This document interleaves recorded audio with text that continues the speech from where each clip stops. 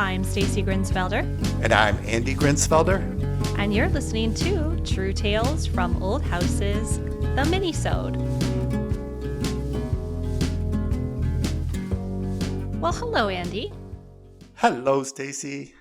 I think we have some explaining to do. You mean like how you've replaced your co-host with your husband and now we have to break it to Daniel? That you're my new co-host. No, actually, Andy, thank you so much for jumping in here. Daniel, unfortunately, had a last minute thing come up and he could not record this week. He will be back, if not next episode, the episode after that. And so I just really appreciate you being willing to do this and jump in and take his place. No one can take Daniel's place, but you are one of my favorite people for sure. Those are hard shoes to fill. I'll do my best, but I think everybody will be very happy when we get back to normal next week. All right. Well, we do have a fun show for you today, but before we launch in, I would like to say a very hearty thank you to our sponsor, Sutherland Wells. Thanks, Sutherland Wells. When I asked you if you would be on the show and you said yes, you asked if you could make a spreadsheet. To clarify, I am a home renovator, podcaster, blogger, writer. My husband is, what did you say? A humble spreadsheeter in another episode that we did together? Something like that. Yeah, I thought we could get things organized a little here. That's spreadsheets are my thing. It's my jam. So I made one for you. You know, people see me as a very organized person, which I know makes you laugh to no end, Andy. I mean, I'm organized-ish. There are certain aspects of my life that are very, very structured and straightforward, but spreadsheets, I do not understand them. Like, I cannot make one to save my life, Andy. Well, this one's not going to save the episode, but I made one that is pretty simple. It's not very flashy like some spreadsheets, but hopefully it gets the job done. Oh yeah, spreadsheets can be really, really amazing, like works of art, really, when you're into it, when it's your thing. Like, could you make one for me and I could frame it and put it on my wall? Or is, when you say work of art, do you mean it's a functional work of art? Well, that's the first goal of any spreadsheet, is that it actually assists in something and helps you get things done. But yeah, I think I'm going to frame your year-end expenses and put that on the wall, because I know you're about 8 months behind on that one spreadsheet. I was going to say, you're going to have to wait for that. I have not submitted any of my expenses or my earnings for this year. I'm one of those people this year. And it's funny, in past years, I've done really great. But this year, I feel like all I've been doing is just hanging on for dear life. That is my life in 2023. It's all going to be good. At the end, it'll work out. And thanks, Sutherland Wells. Yeah. For adding something to my income line, right? So, Andy, what is on your spreadsheet? This spreadsheet is the top 20 topics to discuss on this minisode. I don't suspect we'll get to all 20. Well, I was going to say this is a minisode. 20 topics. That's a lot.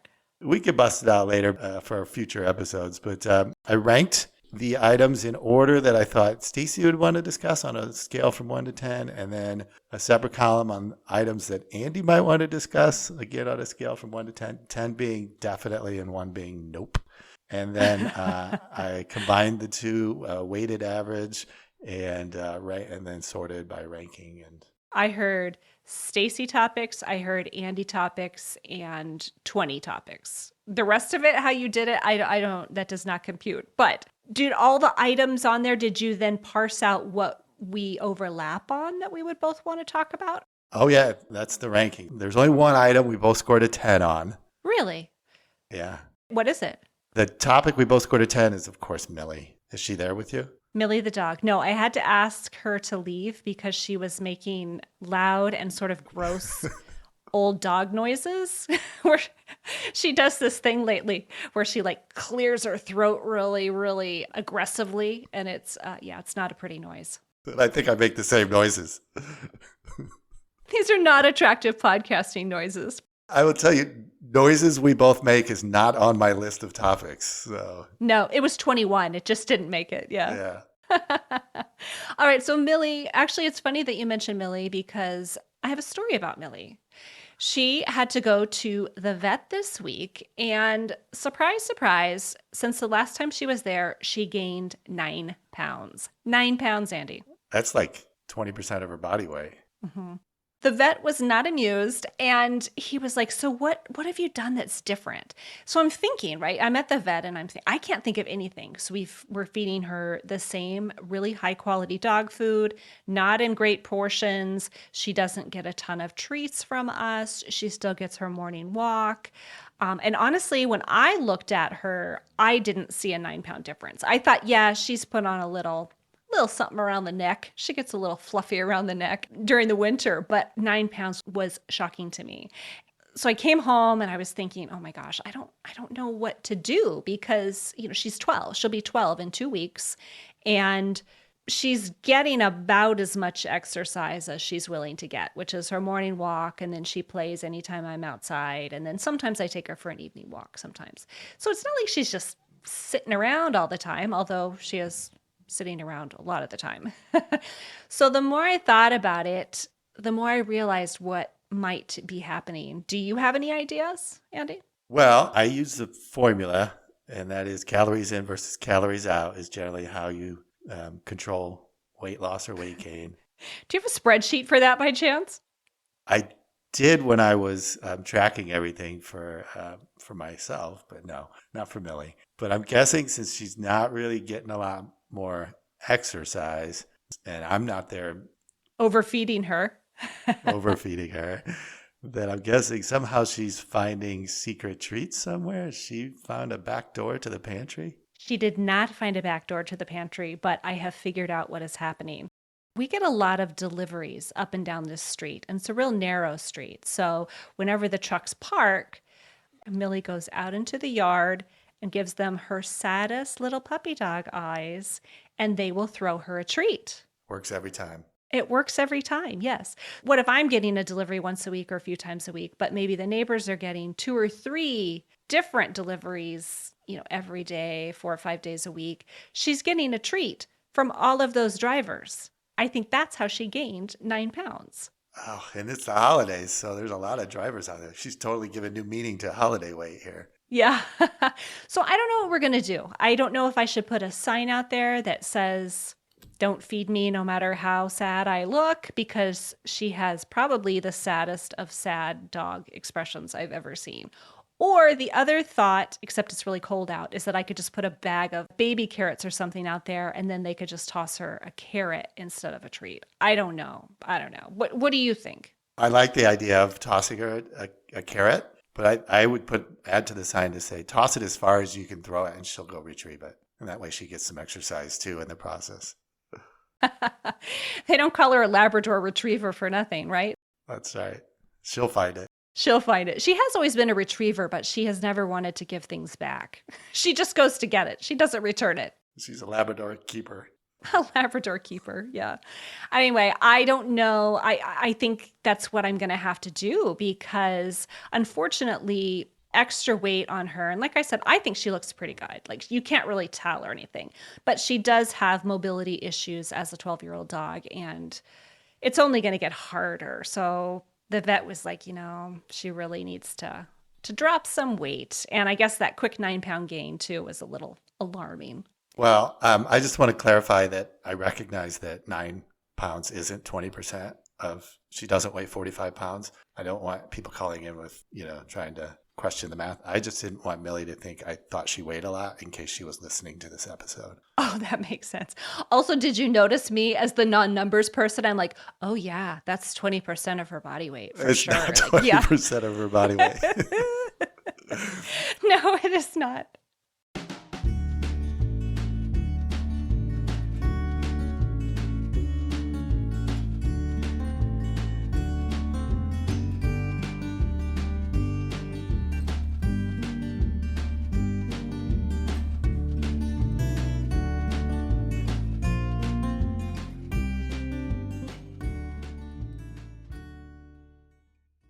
True Tales from Old Houses minisodes are supported by Sutherland Wells.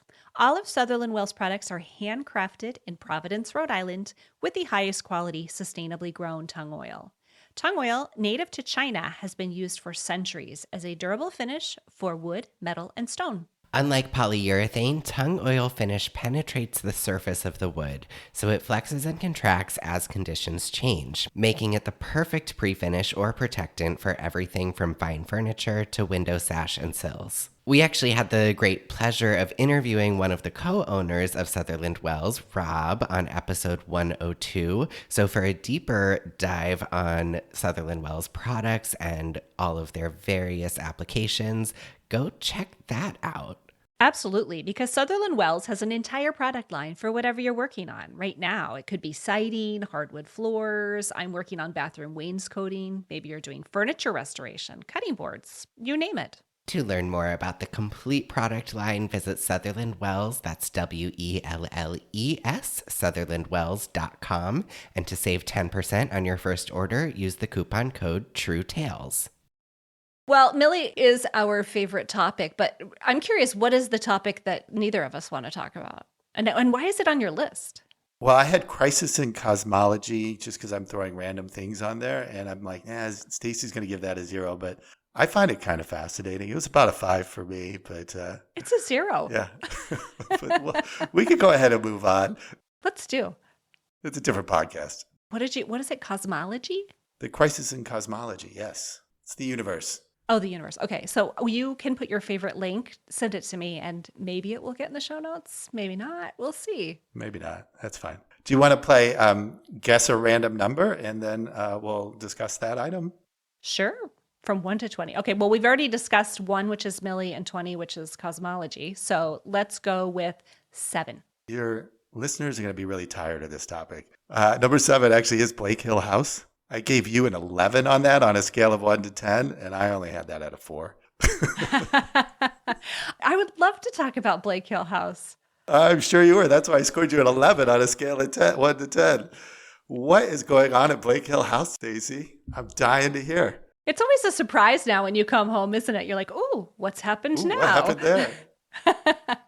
Well, actually, the bathroom remodel is coming right along. It's starting to look really, really nice. It's been kind of ongoing. I've mentioned it in a few other minisodes. Got a slow start, but it's starting to look really nice. I saw some of the pictures, and I think you did a fantastic job with the wainscoting, the boards. Oh, they thank look you. really good.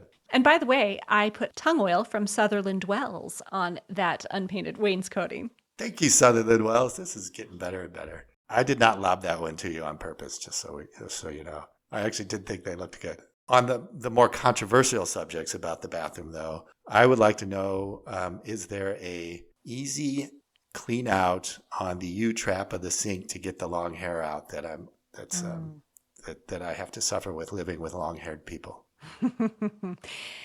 That has been a scourge, hasn't it? Well, I thought about that. You would be happy to know that I did think about that problem that we have here. And I did find a drain that is put together in like 3 parts. I don't really have a name for it right now, and I haven't tried it or tested it or anything. But the purpose is you turn it and it should catch the hair, and then you can pull the whole thing out and clean it with more regularity. So you don't actually have to dig into the S-trap. So our sink is old. We don't get to have a P-trap. It's an S-trap, unfortunately. But it's the same thing. P and S-trap they're just a different shape. So I did think about that and considered the problem, and we'll see. We'll see if it works. That's great. I will report back. It's got to be better. Yeah, I think so. So this bathroom's really kind of funny because when Blake Hill House was built, it probably did not have plumbing. It was built as a summer house. So even though plumbing was available at that time, it was kind of in its early stages, it would have been pretty rare for it to have plumbing because it was a summer house. And most of the things like the sinks are approximately from 1910 to 1920. So I would speculate that this house got plumbing between 1910 and 1920. Just a guess. Just a guess. But much like electricity, they didn't know where to put plumbing. They didn't know where to put outlets. Everything feels a little bit random. So in this bathroom, which is quite a large room, they had everything bunched up on the left. This tub that we have there, then there's the sink, and then the toilet is very, very close to the sink.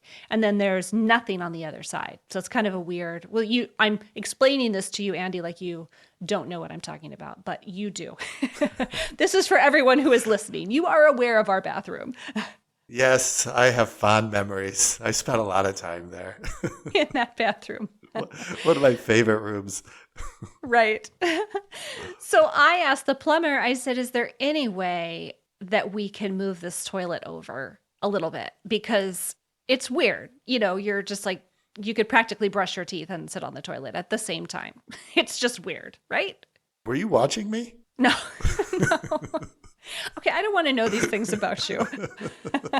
I love you. I don't want to know those things about you. It's called efficiency, honey. Efficiency. All right, no, this is getting gross. All right, let me get us back on topic. They did have to remove part of the floor that was already a patch, and they discovered that they could indeed scoot it over 5 or 6 inches. So basically, I've kind of spread out everything in that bathroom to just make it a little bit better, make it a little bit more functional. And that allowed us to get a much larger sink too. Before we couldn't really get a larger sink because you couldn't scoot over and use the area without straddling the toilet. This way we get a bigger sink, the toilet's moved over, and we have new faucets and everything in the big clawfoot tub. It's really nice. I'm excited. Yeah, and I like that they put handles on we didn't have any way of shutting off the shower. Right. Into the water lines. Yeah. On the sink either. At one point, I'd had a plumber come in and put one on the toilet because that water line exploded. I don't even remember what happened, but at one point it just like shot off. There was water coming down into the kitchen. There was water everywhere. And so I had to close it off and call a plumber. And they came and put a water shut off on the toilet. But that was the only one that had one. We didn't have one on the sink. We didn't have one on the lines for the tub or anything. But our plumbers, we are so lucky to have them, Andy. Let me tell you, they are saints. Saint plumbers. I mean, everybody who listens to this podcast knows for the most part that old houses take a lot of problem solving. Old houses take a lot of patience. And we're so lucky to have these plumbers because they were putting in the tub yesterday. And usually in a perfect world, what you would do is you would build the water lines. They would be sticking out, roughly from the floor. They'd be capped off, and then the floor would be tiled around those water lines. And then you would drop in your sink or your toilet or your tub and then connect the water lines, right? Am I explaining that well enough? Do you know what I'm saying, Andy? Yep. So everything would be there, ready and finished just to drop in all the things that belong in a bathroom. Well, in this case, for whatever reason, that could not happen. I think it had to do with those rigid water lines for the tub, because I got decorative ones. They're really, really beautiful. So when the contractor was working on the tile, he left an open space, and the plumber is his cousin. So we're also very lucky that they worked together so they could communicate and figure out what was going on beforehand. But he left this spot open, and they pulled up the floor and they built the water lines at the same time that they were bringing the tub down, because it was going to be impossible to line up the rigid water lines and the plumbing underneath unless they did it at exactly the same time. Whoa. I could not believe they did that. Yeah, it was wild. That's wild, because that is not a light tub. That is a big, heavy beast. Yeah, it's huge. So they had to put it on the coasters. It's on, the feet are on glass coasters too. So I couldn't watch. Well, it was better for me to stay out of their hair anyway. I didn't want to make them nervous, but I was so curious about what they were doing. So every now and then I would kind of peek in. But they had told me their plan, and Dennis, who's our plumber, he said he'd actually had a sleepless night or two, imagining how this was all going to come together. And so they finished. It took the better part of a day to get the tub in, and then we were just like fist bumps all around. And I went out and I bought them some cookies. I said I was going to bring you a beer, but I don't even know if you drink beer. So, but we were all very, very happy to have that tub in. And I just, they don't listen to this podcast, but I was just so grateful to have the contractor and the plumber. Like I said, they worked together. And, after that fiasco of a guest bathroom situation last year, this has just been a dream come true, really. Yeah.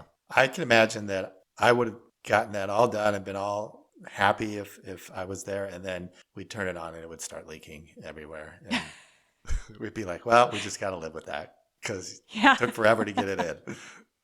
It's a slow leak, right? That's not a problem. We could live with that. I'm glad you hired the Saint Plumbers and his cousin, Saint Contractor, because Yes. that is my favorite way to get things done now.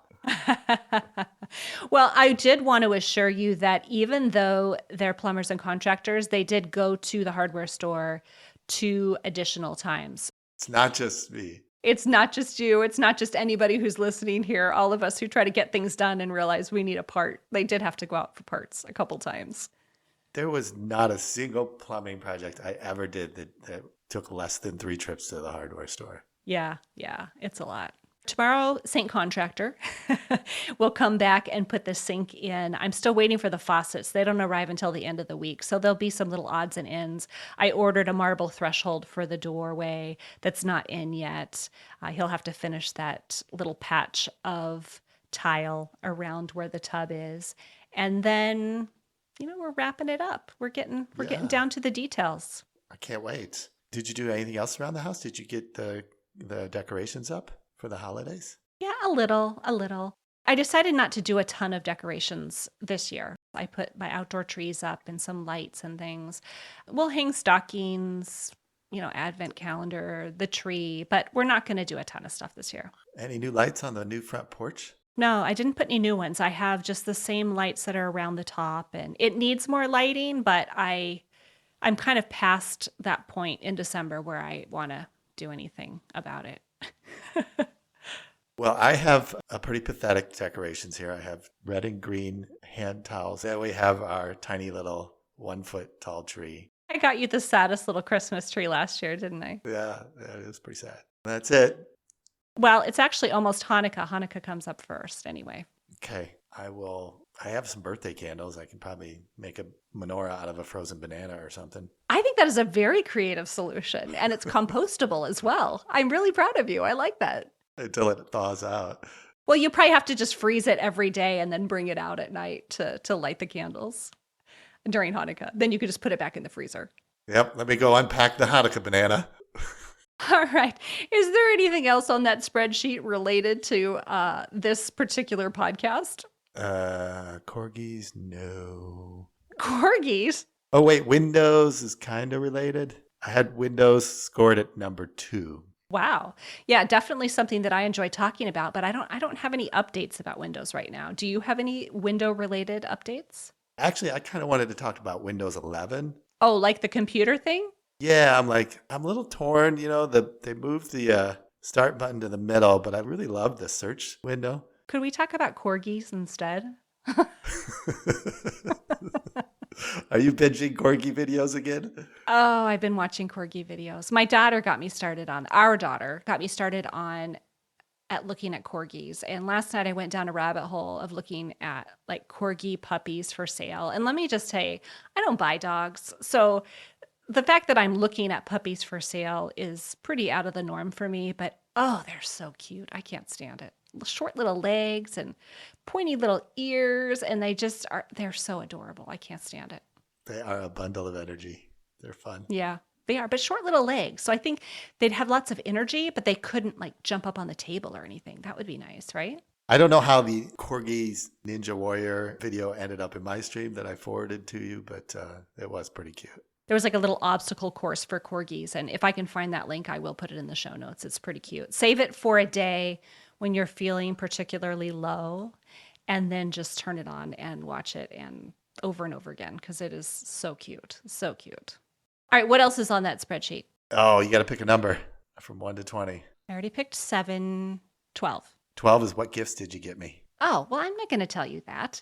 Want to give me a clues? Nope, 15. 15 is snow. We had 16 and a half inches this past week. Did you clear it? Is it all clear? Is it all good to go? It's all gone now. We had 3 rainy days and it's gone, but I don't know. For some reason, I went out and I just didn't have the strength to do it. I got the snowblower going. Like a week before, I was thinking, oh, I should get that snowblower going. I should, get the gas filled up, everything. And then I thought, I'll do it later. Then, of course, the morning of 16 and a half inches of snow rolls around.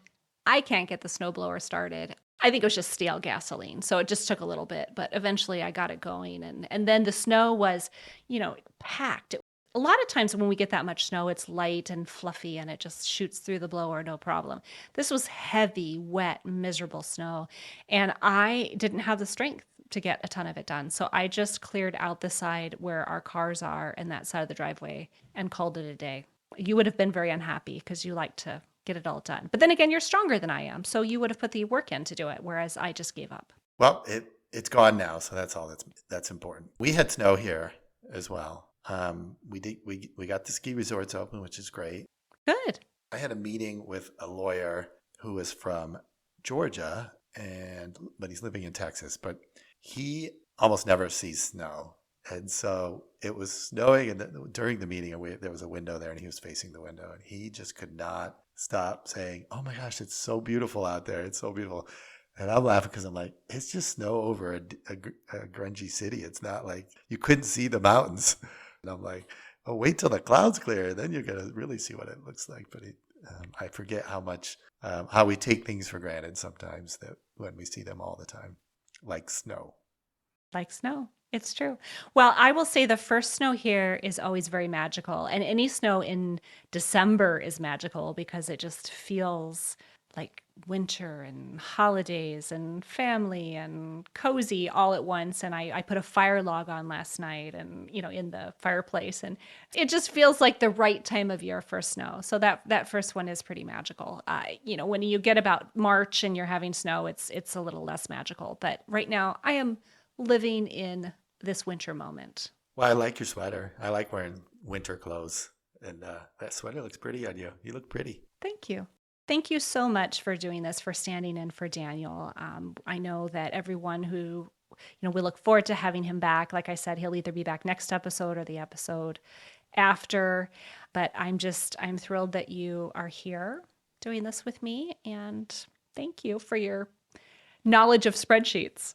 Thank you. And I'll make sure to send Daniel one for next week's topics. So, because I don't want him to have to go in cold like that, after missing a week. I should tell you that Daniel and I are so much alike that he probably will not be using your spreadsheet either. I don't know if you've heard us talk about this before, but Brad is the spreadsheet person in his relationship, and Brad makes crazy spreadsheets for everything. I'm the Daniel in this relationship, and you're the Brad. Yeah, I guess so. All right. Well, thanks again, and we will talk soon. Thank you for listening to True Tales from Old Houses, the Minisode. Until next time. Goodbye.